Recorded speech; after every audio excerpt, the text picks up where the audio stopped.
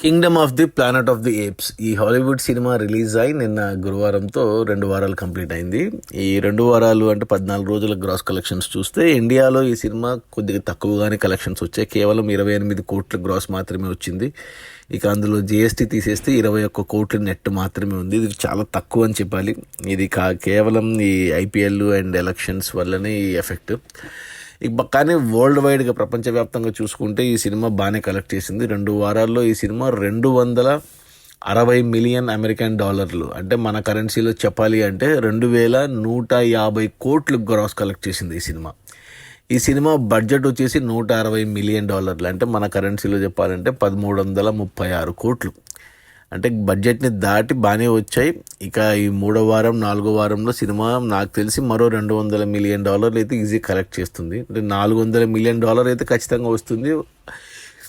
500 million అంటే $500 million కూడా వెళ్ళే ఛాన్సెస్ ఉన్నాయి, చూడాలి మరి. బట్ ఇండియాలో సరిగ్గా లేవు కలెక్షన్స్. అది మన Kingdom of the planet of the apes అనే హాలీవుడ్ సినిమా రిలీజ్ అయిన 2 వారాల్లో ఇండియాలో 28 కోట్ల గ్రాసు, ఇక ప్రపంచవ్యాప్తంగా 260 మిలియన్ డాలర్లు, అంటే మన కరెన్సీలో 2150 కోట్లు. సినిమా బడ్జెట్ వచ్చేసి 160 మిలియన్ డాలర్లు, అంటే మన కరెన్సీలో 1336 కోట్లు. Okay, bye.